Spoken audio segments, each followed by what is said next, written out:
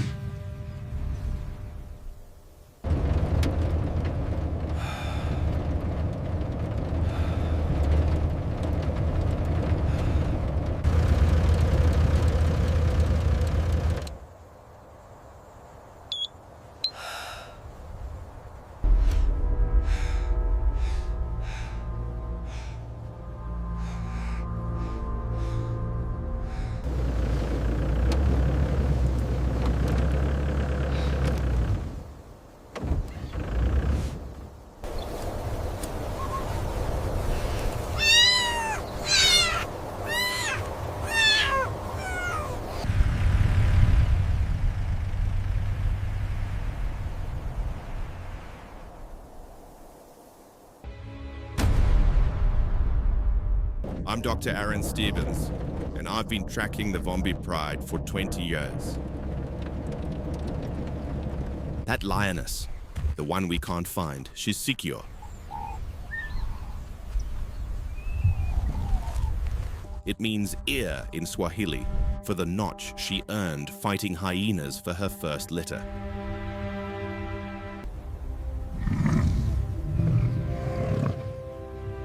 She isn't just a lioness. She is the Vumbi Pride.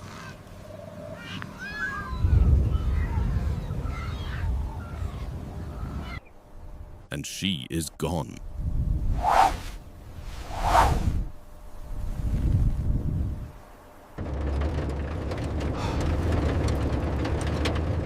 This is not Normandy Normal.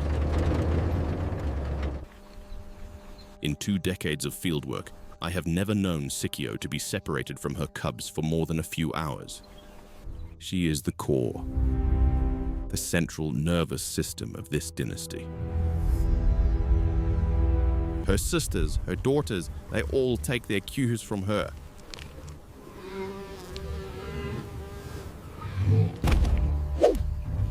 She dictates the hunt. She chooses the den sites. She arbitrates the squabbles. The Vumbi Pride operates in the most contested territory on this reserve. They are surrounded on 3 sides.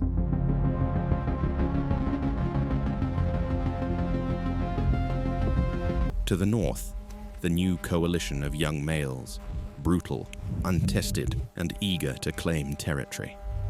To the east, the boundary fence, an invisible, electric line separating survival from human-wildlife conflict. And to the south, the marshes and the brown hyena clans that own the night.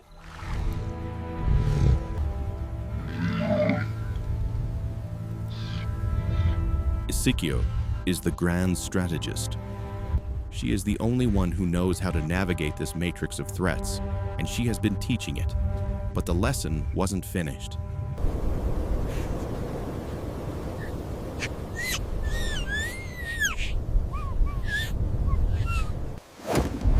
And now, she's vanished.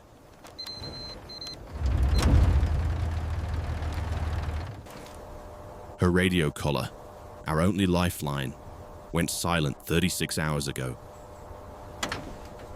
The last signal was weak, originating from the deep marshes. Worse, it was a mortality signal.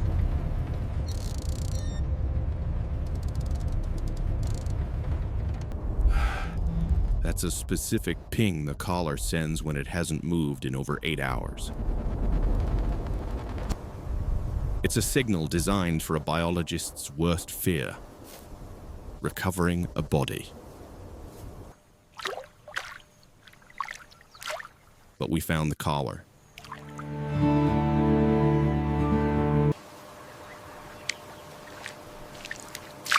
It It was snagged on a submerged log. She tore herself free of it. She is out there.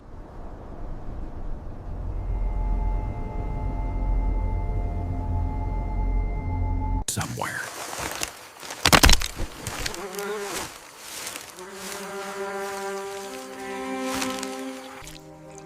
Injured, untrackable, and alone.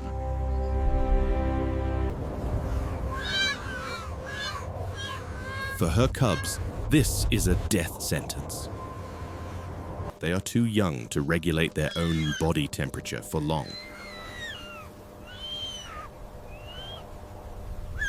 Too weak to follow the other lionesses on a hunt.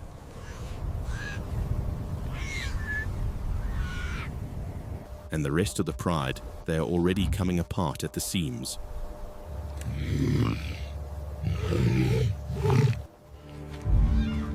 Without her, there is no anchor. There is only chaos.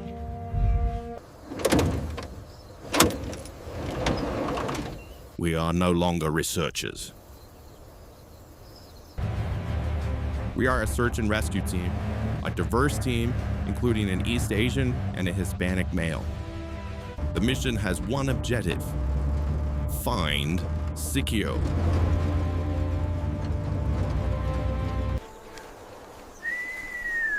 But the savannah doesn't give up its secrets easily.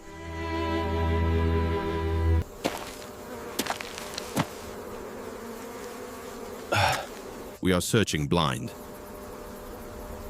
Without her collar, we are reduced to the old ways. Tracking spoor.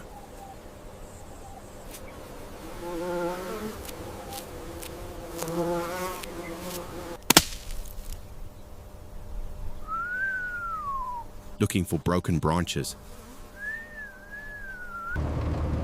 Scanning for vultures.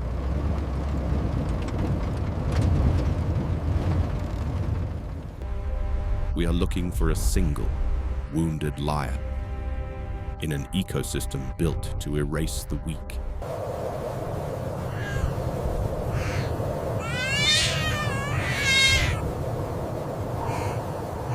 And as we search, the Vumbi Pride is tearing itself apart. Sikio's sister, Nyota, is the largest lioness.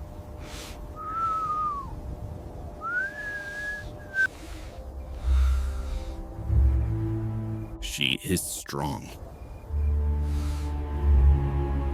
But she is not a leader.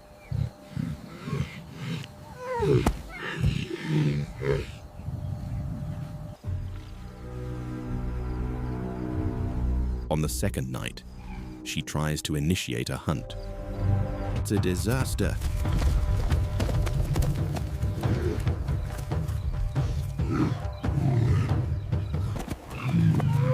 They are uncoordinated. They move without a plan. They fail.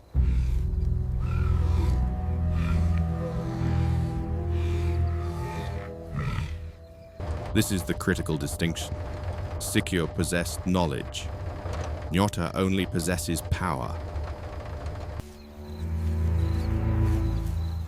Sikio knew the secret paths.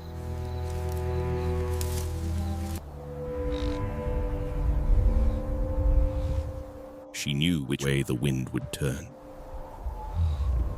She knew how to use the marsh to funnel prey, the very marsh that has now claimed her.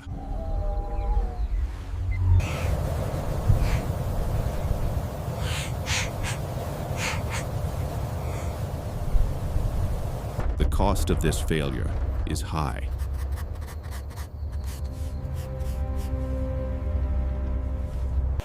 The cubs are fading.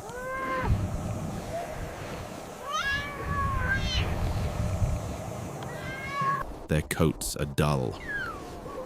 Their cries are weaker. Nyota has no milk for them, and her patience is gone.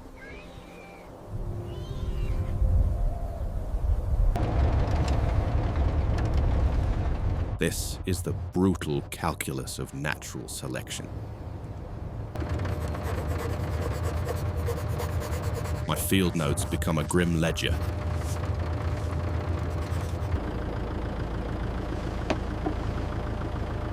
I am a scientist, the sea scientist. I am trained to document, to observe, to not interfere. But I am watching a family disintegrate in real time. I have been with them for 20 years. It's the hardest part of the job. Knowing the line and watching them suffer on the other side of it.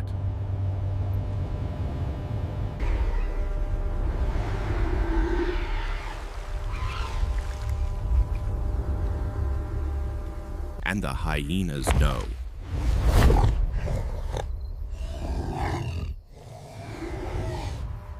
The power vacuum left by Sikio is a void.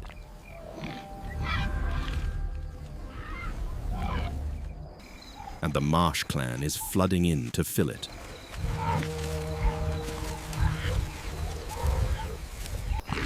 They sense the disorganization. They smell the weakness. The air, once filled with the authority of a dominant pride, is now choked with the giddy, manic laughter of opportunists. On day 4, they make their move.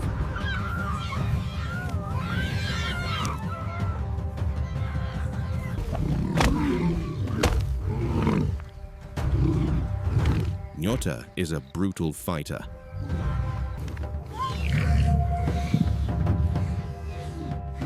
She saves the cub. But it's a victory that costs too much.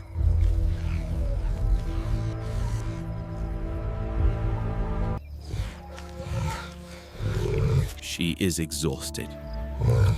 She is stressed. She is reacting, not commanding. Sikio would never have let it get this close. She would have made a preemptive strike, a demonstration of power 3 nights ago. She would have patrolled the marsh edge. She would have known.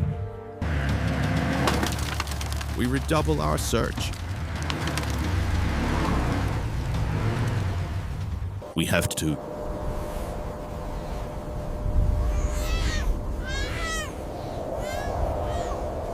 We bring in the drone.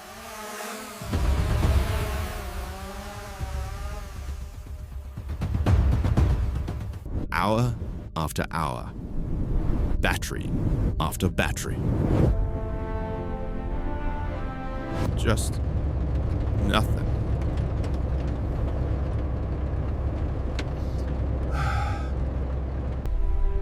The landscape is vast.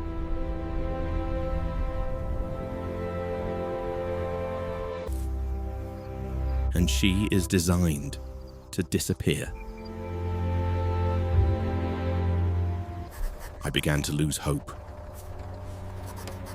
I prepared the eulogy.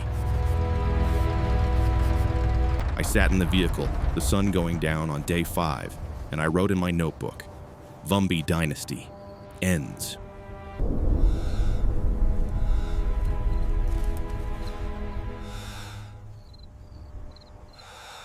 Then, a movement. A movement?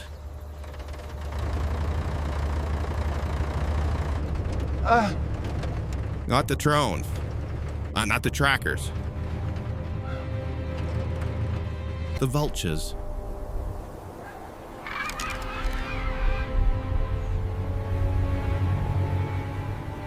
But they weren't circling. They were confused.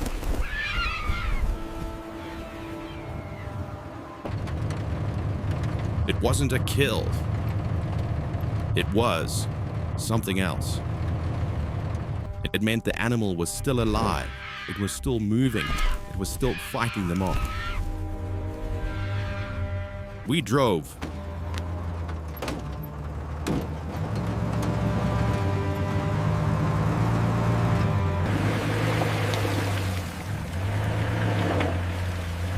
There are no roads to this part of the marsh. We made one!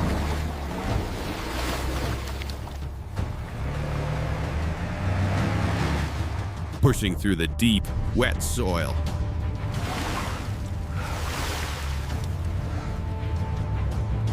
The telemetry receiver is useless.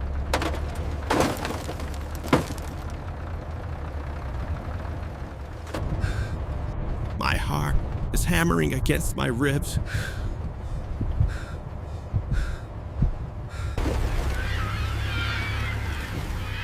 This is it. One way or another.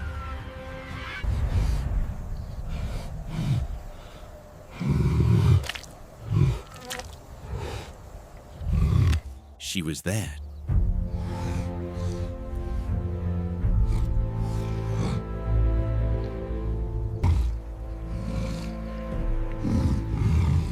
She had been fighting it. She had dragged the log for miles.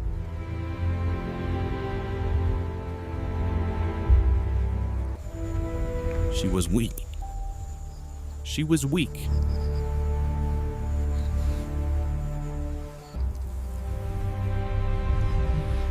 She was dehydrated. But she was alive.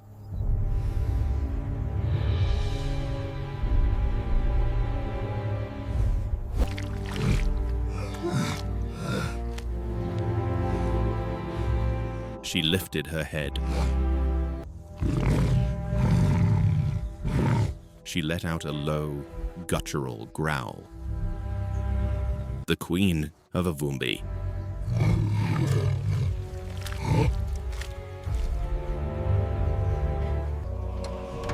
She had been caught by the one thing a lion cannot fight: a human weapon.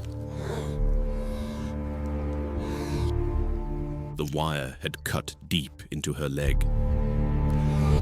We had found her.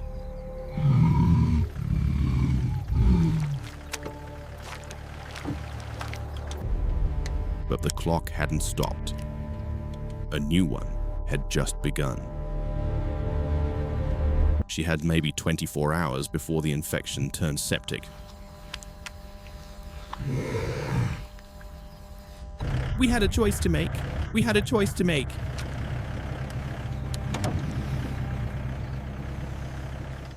The first rule of field biology is do not interfere. The second rule is knowing when to break the first. This wasn't nature.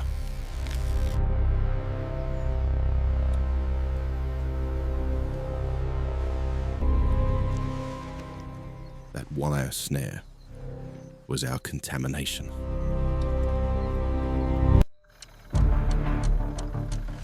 Our responsibility. The decision was made.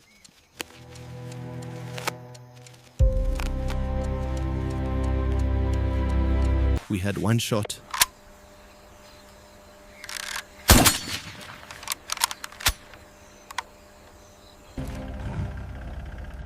She's already flooded with adrenaline, which makes tranquilizers unpredictable. If the dose is wrong, we either kill her or we don't sedate her. And a half-darted 300-pound lioness, that's a situation no one survives. My colleague, Dr. Ava Coman, held the rifle. The dart hits.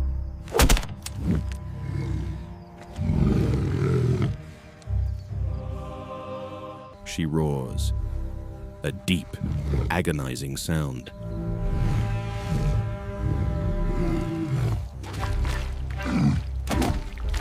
She fights the drug.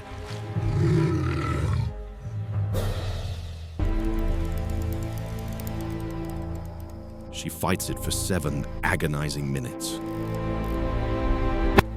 She is a queen, and she will not be felled easily. Then, her head drops.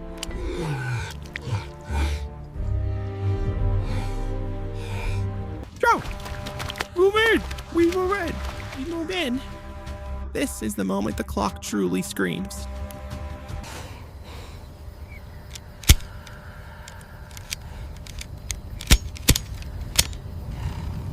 We have 20 minutes. Max. Cutters. Vitals. Before hypothermia, before she wakes.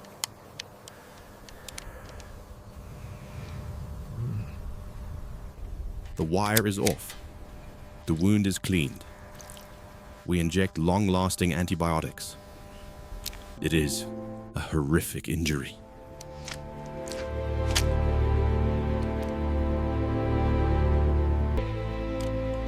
But the bone is not broken. She can heal. We reversed the dart and backed away, back to the other side of the line.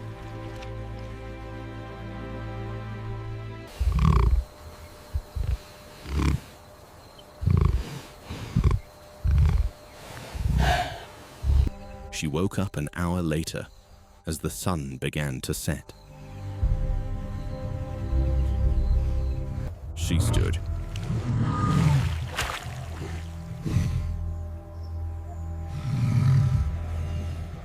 She put weight on the leg. She flinched.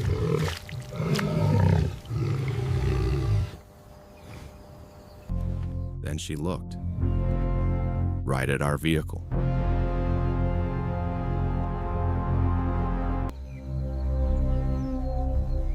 She held that gaze for a full minute.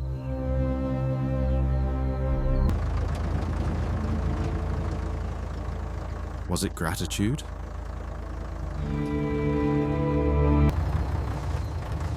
No. No, that's our word. What I saw was far more complex.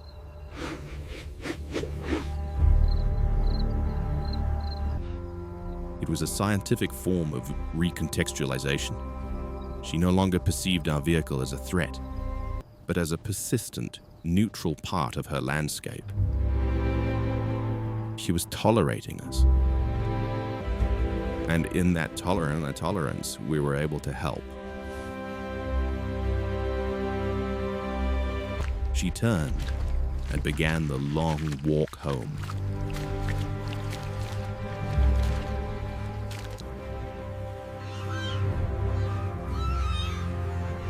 We found her at the den the next morning. The cubs swarmed her, mewing, desperate. She lay down, utterly spent, and let them feed. Nyota, her sister, approached.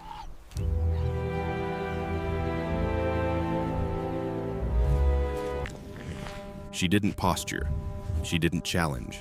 She simply licked the wound on Sikio's leg. The linchpin was back.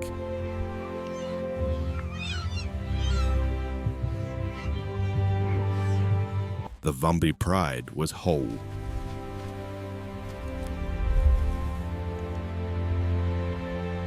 Their recovery would be long, but the dynasty would not fall.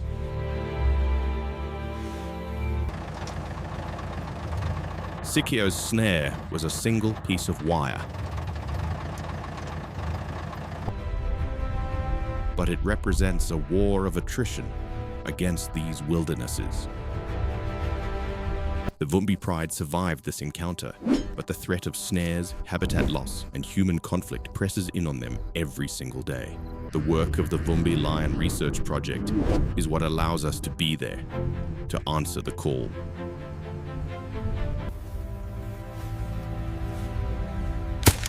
To turn observation into intervention. But we cannot do it alone. To support the rangers and vets you saw today, and to get my exclusive field notes on the pride's recovery, join our mission. Become a guardian for this dynasty.